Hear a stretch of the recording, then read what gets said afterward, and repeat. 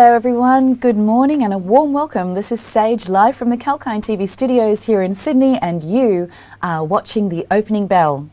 The US stock market benchmark indexes S&P 500 and NASDAQ Composite Index ended higher on Monday, marking new closing records ahead of the major earnings.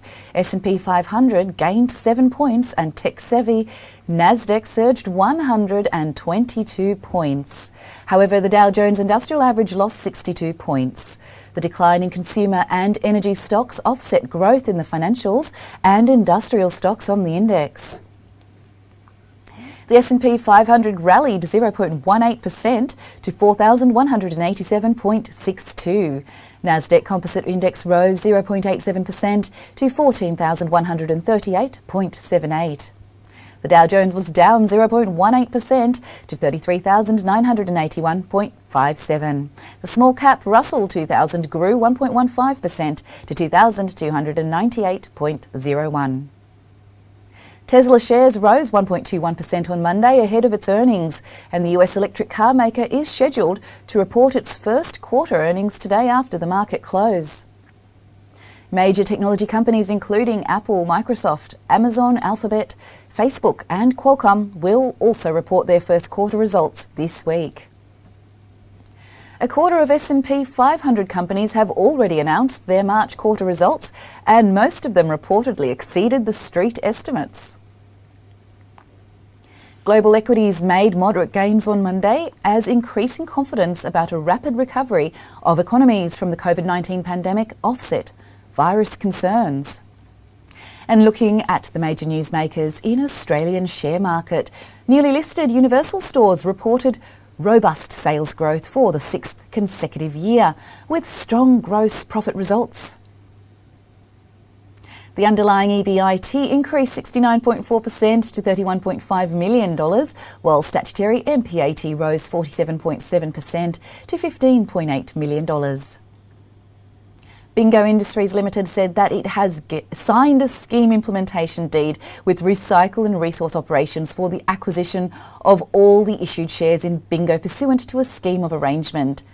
Spectre Limited announced that it has entered into a binding agreement for a loan facility worth $1.5 million with EPG Capital, its largest shareholder. Universal Stores said that its third quarter headline sales climbed 39.6% and comparative sales were up 37.3% as well.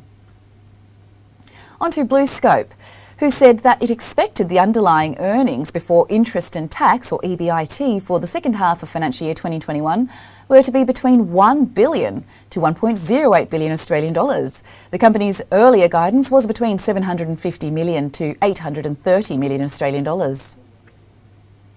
Viva Energy said that first quarter group sales declined 17% to 3030 million litres. SonoMed announced that its business has begun to recover from the negative impacts of coronavirus pandemic. The company's March quarter sales rose 1% on the prior corresponding quarter. Bailador Technology Investments is in a trading halt pending an announcement regarding a proposed equity raising transaction. South 32 said that improvement in commodity prices has supported a strong surge in its net cash position during the March quarter. The start to the week on Wall Street was slightly positive, but investors refrained from taking on large positions ahead of a two-day meeting of the Federal Reserve beginning today, and the impending release of US quarterly GDP data. The FOMC policy decision could be unchanged, and this time as the Fed is expected to keep policy steady while committing to no changes over interest rates or asset purchases. The recent rally in the US equities has been far stretched, and that the rally could run into hurdles after a muted earnings season, and with so much of the economic recovery and fiscal stimulus splurge already discounted in the price. Still, recent PMI data has pointed to a robust economic recovery, bolstering confidence and limiting investor nervousness. The continued rollout of COVID-19 vaccinations in developed economies is also helping the sentiments. Early April manufacturing activity data that came out last week showed a robust start to the second quarter, with data hitting record highs in the US. And the first quarter US GDP data is due to come out later this week and could show activity returning to pre-pandemic levels. The dollar index fell 0.025 points or 0.03% to 90.834. Government bond yields rose as investors are dumping safer assets. Yields on the 10-year US Treasury benchmark note saw an uptick of 0.35% to 1.5684%. The cryptocurrency space had witnessed selling pressure since mid-April, and last week Bitcoin had fallen almost a fifth from its all-time high hit earlier this month.